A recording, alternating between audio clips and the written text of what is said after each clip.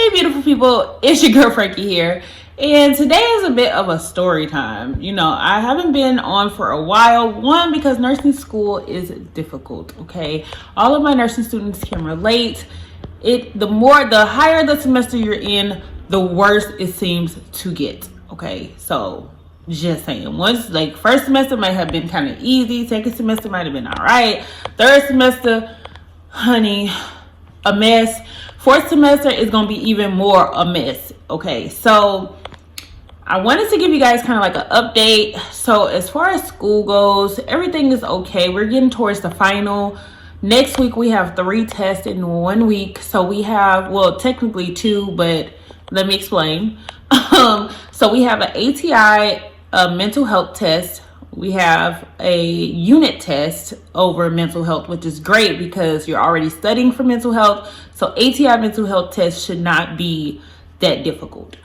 And then at the end of the week, they have the ATI retest. So if you got like a level 1, then you have to retake that particular test. So this semester we had 3 tests. So we had pharmacology, nutrition, and mental health. Okay, which we haven't took mental health yet, but later that week, so whatever one that you did not get a level 2 or above, you have to retake that test. So some people may have 3 tests next week, and some people may just have the 2 tests, depending on how they do. If they pass mental health, then they wouldn't have to redo mental health if they already got level 2 and above on the other ones or whatever. So yeah, so anyway, so let me give y'all a quick update, but not quick, if that makes sense.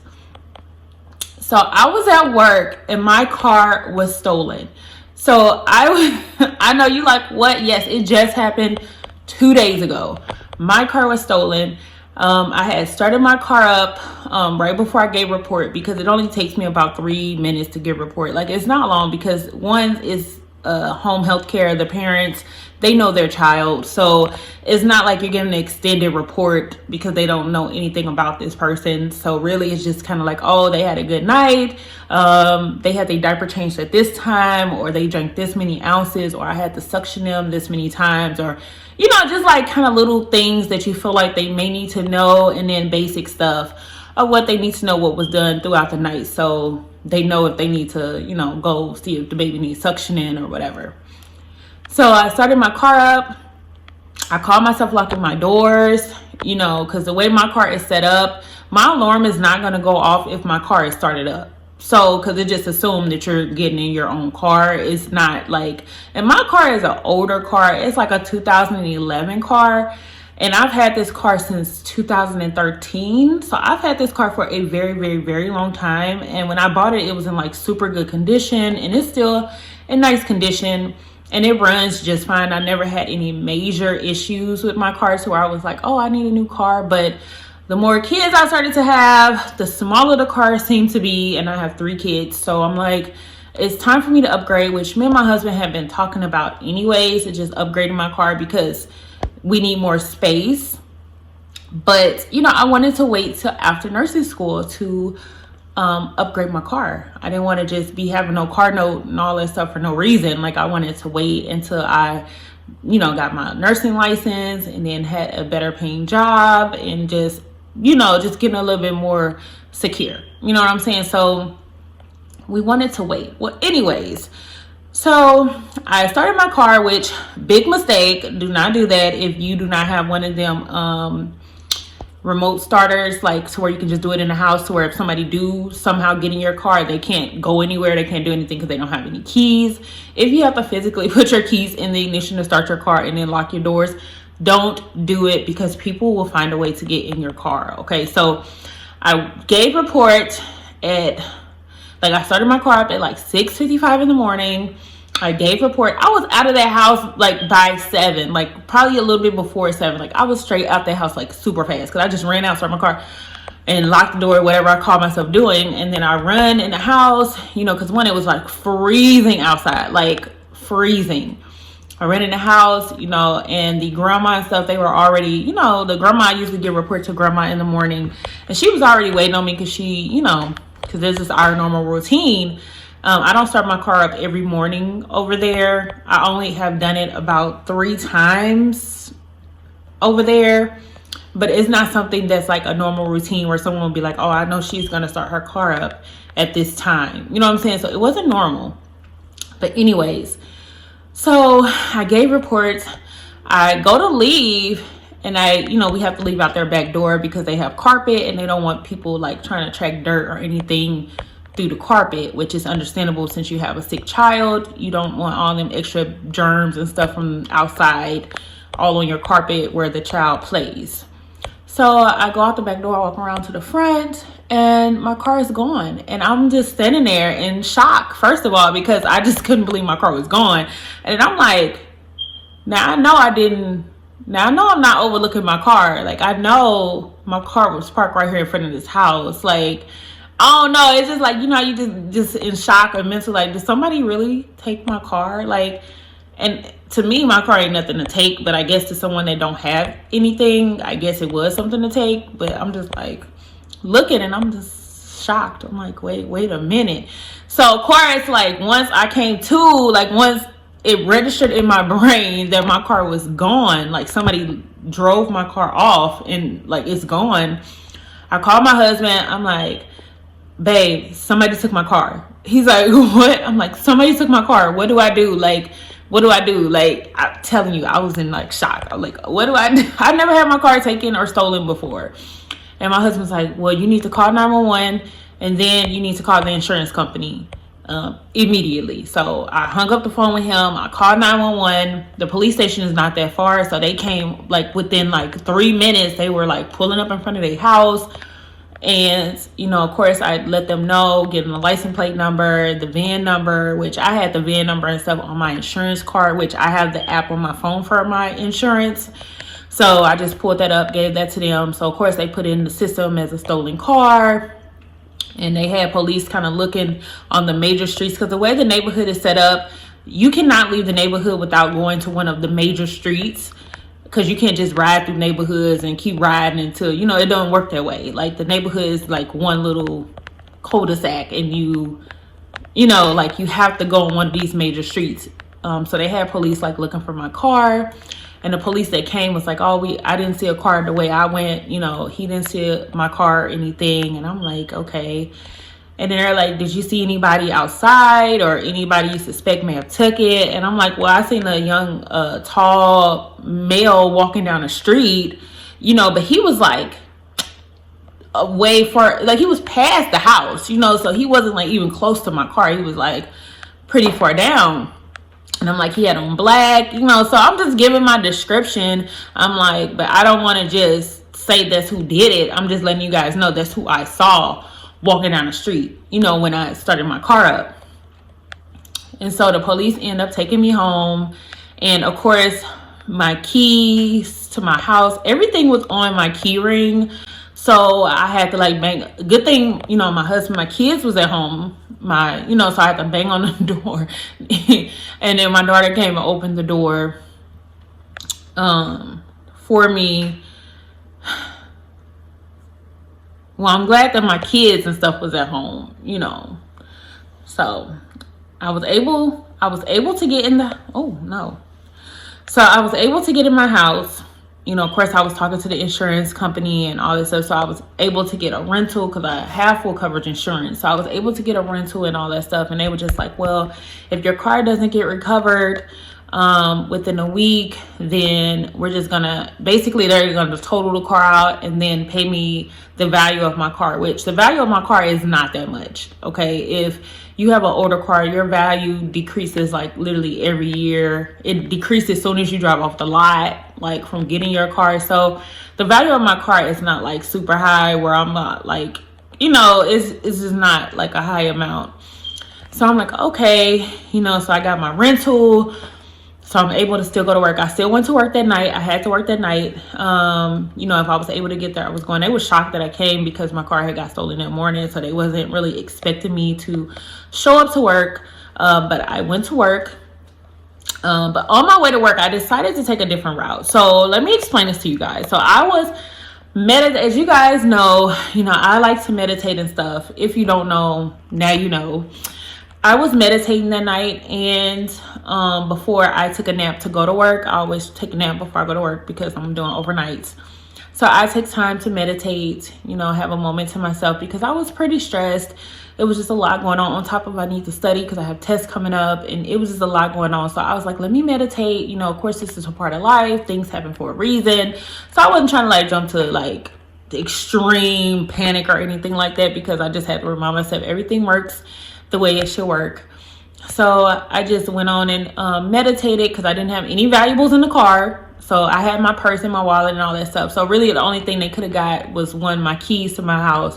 And then also like some mail they may have known to see where my address is at. So I didn't like that. I don't like that they had access to that. But other than that, it was no other valuables in the car besides my kids' booster seats. So I meditated that night. And during meditation, I was just having this vision of me like going through their neighborhood. I don't know if I was flying or floating or whatever, but I was like just kind of cruising down these streets in their neighborhood, and then it was like a red dot that was like, your car is here. And I was like, okay, which I had already said my car has to still be in this neighborhood because if y'all didn't see them on any of these major streets, they have to leave.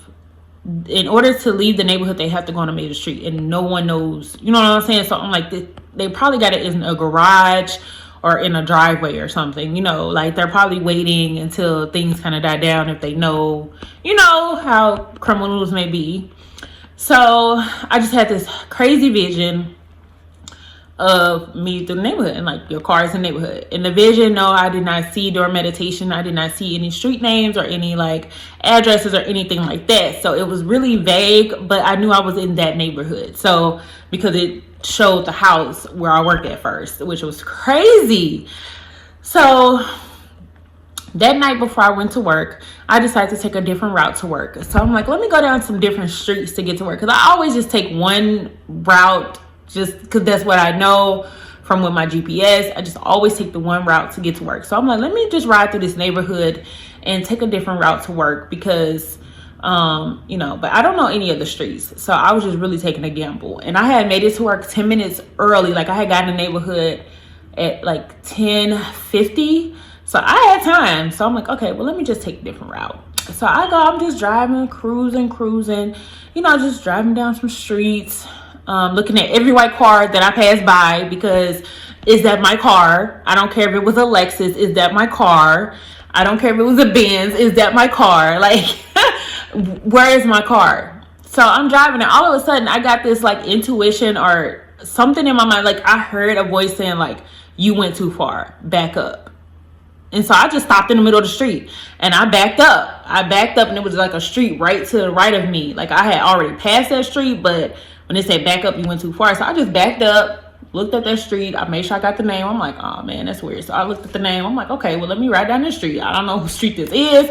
So I turned down that street and I'm riding. And sure enough, there is my car parked in front of somebody's house. And so I'm like, is that my car? So I get to look and I'm like, that's got to be my car. So I'm like, the beginning of the license plate number. I'm like, I know the beginning of my license plate number.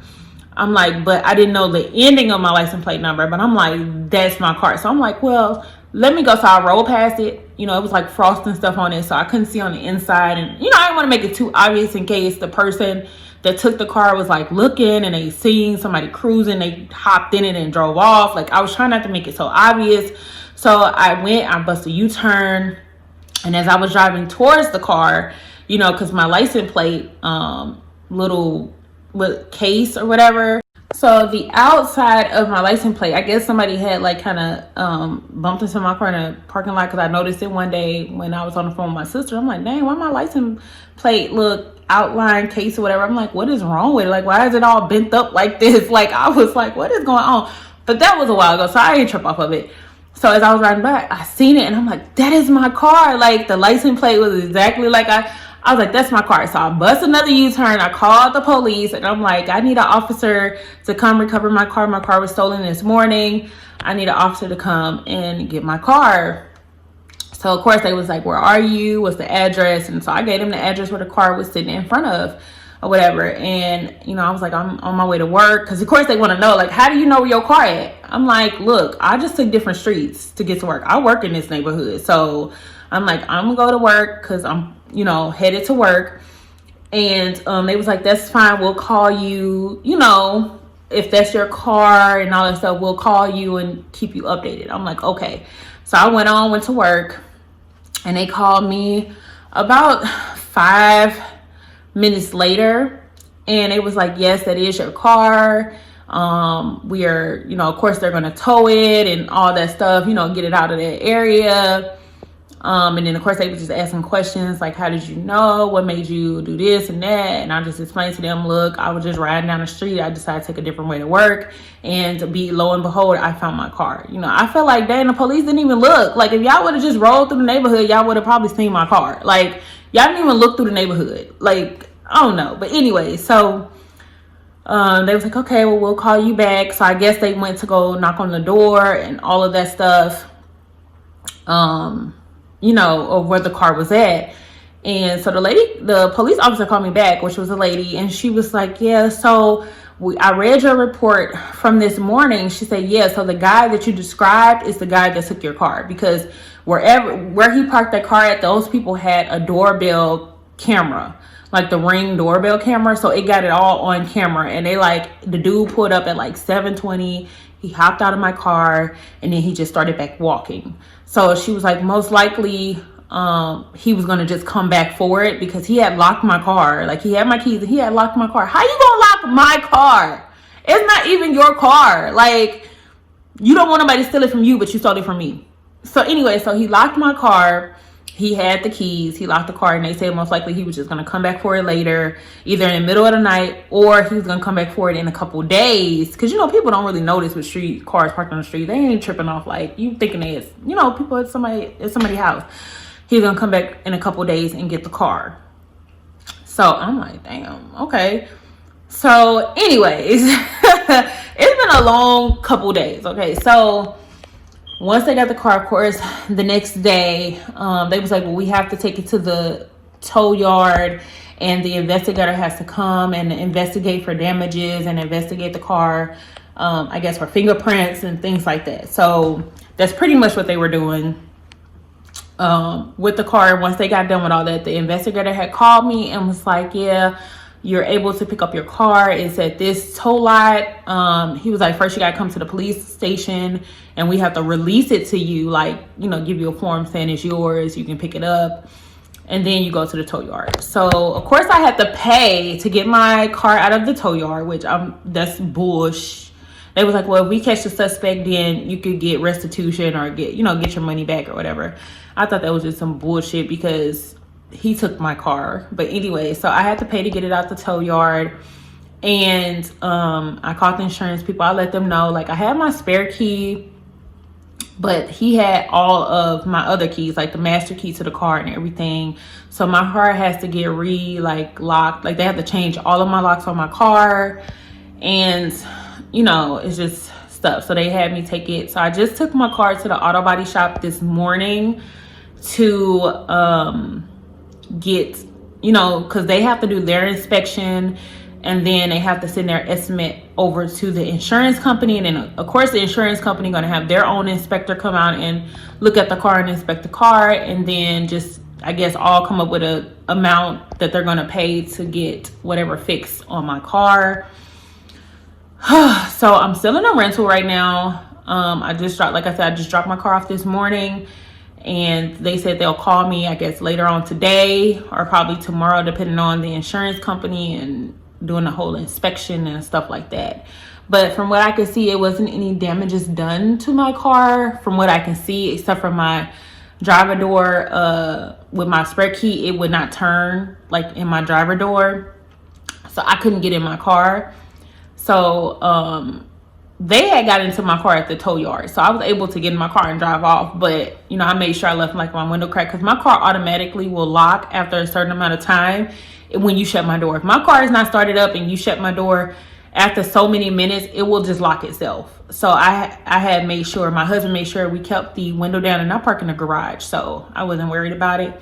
we kept the window cracked, so if it do locked, we can just reach in there and unlock the door or whatever. So it's been a long, and then I've been trying to study on top of all of this other stuff going on in my mind. Then I'm trying to study for this mental health test that's coming up, and I'm just like, okay, it's a little bit relief that my car is found and that I have my car. I'm so happy that I have my car. I'm like, but now I have to get so many things changed. So I just went to Home Depot and got some new locks for our doors in our house, just in case the person did get a hold to some mail or did write down our address or whatever. Because it's the time of year, it's a pandemic, 2 is Christmas time, 3 is winter time. So people are trying to get what they can. Some people, may have lost their jobs and they can't provide for their kids, and their kids don't understand. So they're out here doing whatever they can to get whatever they need for their self or for their kids. So just to be on the safe side, we are changing, all of the locks, everything. We have an alarm system in our house. So, we always set our alarm in case anybody do break in our house. But yeah, I'm just like, what the heck? Like, whew. So I'll be glad when all of this is over with. But my plan, I wanted to keep my car. I was trying to save it for my daughter for when she is able to drive, when she gets like 16. So she'll have her first little car, because I'm not about to go out and buy her no fancy car and she's 16. I don't know how you drive, sis. You may not even be a good driver. You may, you just never know. So, you need like a little bucket a little bit to start off just so I can see what you're capable of before I go out and just buy you like a really nice brand new car. You know what I'm saying? So I was just going to save it for her. I'm not sure what I'm going to do now, but I am planning on getting a new car still. Once I graduate, I'm still going to get me a new car. I just don't know if I'm going to trade in that car and then get a new car, because my daughter is only 9. So she still has some years to go. So I don't know if maybe I just trade it in, get a new car, and then by the time she's able to drive, I've been and got a new car, and she could just get the car that I'm going to get when I graduate. I don't know. But we will figure that out. But yeah, I just wanted to give you guys kind of like an update. Oh, and then on top of that, we had a meeting with the 4th semester teachers, okay, which in all of my semesters of nursing school, we've never had a meeting ahead of time with the teachers that we're going to be going to. So they had a straight like Blackboard collab meeting. We all had to attend. Of course, it's online. And the teachers was just, y'all, they are not playing with us. They literally had this whole thing about like these rules. And I was like, hold up. They was like, yeah, so we recommend that you don't work for 4th semester, because a lot of students fail because of work conflict, or they're working too much and they're not paying enough attention to school. And we recommend that you guys don't work. And I'm like, what? And they're like, yeah, so for your test, we're preparing you for NCLEX. So you will not be able to go back to any questions. You will not be able to flag any questions, change any questions, nothing. Like, you just gonna, once you answer that and you move to the next question, that's it. You cannot go back to previous questions or whatever. And I'm like, dang, like, okay. Like, I said, they did not come to play. They was talking about clinicals. They're like, yeah, so when you get to clinicals is going to start the 2nd week of school. You will be going, I think, once a week for like 8 to 12 weeks. And then the last week of the semester, you go to your preceptorship or whatever. So I was just like, they was on it. Like, they were letting us know, like, we don't come to 4th semester thinking it's going to be a joke, because it's not going to be a joke. They like, you really only gonna have like 3 unit tests and a final. So just calculate that, how much these tests are going to mean. Plus we have ATI tests in between those tests. They're like, so that's why we don't recommend that you work, because we're going over cardiac, the neuro, like we're going over some hard subjects for the 4th semester. So it's kind of like, damn, like, man, I'm telling you, cardio, like the cardiac system, your heart and all that stuff is no joke. Like, it's a lot of information. And then the neuro system and all of these other systems that, like, these are very detailed systems and detailed diseases or problems, or, it's a lot. within those categories. So if you already graduated nursing school, then you already know, you know what I'm saying? You know how it is. But it's very time consuming. You have to study. You can't let up. You have tons of medications you need to know, in which I've been working on my pharmacology, because I kind of suck at pharmacology. I know like popular medications, but honey, when they start talking about other stuff, now I know my mental health medications, since we're doing mental health. And I'm like, okay, because I've seen a lot of mental health medications on that pharmacology test that I did not know. I literally guessed.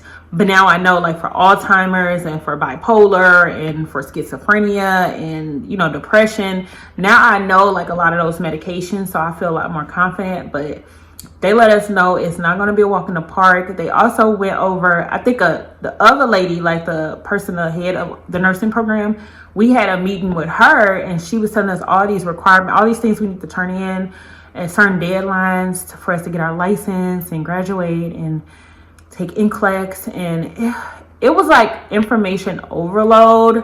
They recorded the sessions, so I'm gonna have to go back and listen to the sessions, to be honest, because it was just so much information. And I was like, I'm not gonna remember all of this information. So I'm gonna have to go back and re-listen to that stuff and see what we need to turn in, because there's some stuff we have to have completed, you know, in order for like the program to graduate and stuff. We need to have that completed like before January or something, like 26th or something. So I have to go back and like reorganize that. I've been trying to organize for the final and trying to pinpoint like what I need to go over. So it's been like kind of a lot. I want to give you guys an update, because I am gonna have some, you know, of course, some more videos coming out. But whew, I've had a lot going on in such a short period of time. Okay, so I am going to get a video up on how to do med cards, because I feel like that is so important. And I think a lot of programs don't really focus on medications until it's time for you to like do a medication test when it comes to pharmacology. And then you're like, wait, we didn't learn that, or what? I don't know that, you know, like it's, or either you went over it and you just really didn't pay attention to it as much, or you didn't, you know what I'm saying? So it really bites you in the butt, which happened to me. I'm not gonna lie, in the bridge program, I was like the bridge semester, which was considered my first semester. It was so easy to me, y'all. Like, it was no struggle at all. It was pretty much like fundamentals and a little med-surg. It was so easy, but you know, the medication, some of the medication I didn't pay attention to like that, to be like, oh, let me study. Like, I didn't really study. I just kind of knew it for that test, which is a big mistake, because when we took that pharmacology test for ATI, I was like, I seen this medication and I don't know what it do. Like, or I seen it and I don't know what the side effects are. Or I seen it, I don't know what's contradicted in it. Like, it was crazy. I was like, oh my God, I gotta get my life together. So now I study medications to really know the medications, and not just for that test. I actually study to like know it. So if I see it, I know it. And not just like, oh, I'm gonna know it for this test, and then once the test over, and then I done forgot what the medication was or what the side effects was. You know what I'm saying? So I'm studying. But yeah, so anyways, I know that was a pretty long story time, but I had to keep you guys updated. And yeah, so I'm about to go and study now, because I need to study. And I also need to take a nap, because I just got off work not too long ago. So I am tired. So I'm probably gonna take a nap first and then get up and study. So yeah, that's kind of like the plan right now. I don't have no other plans, y'all. I gotta feed the dogs, but yeah. So anyways, definitely subscribe, comment, share, give this video a big thumbs up, and comment down below what some of the crazy things that may have happened to you during nursing school, like if your car got stolen, or you know, something like I just told you guys, or something else. Then put that down below, because I'm interested to see what other stories, you know, what stories you guys may have. But until then, I will see you guys in the next video. Peace.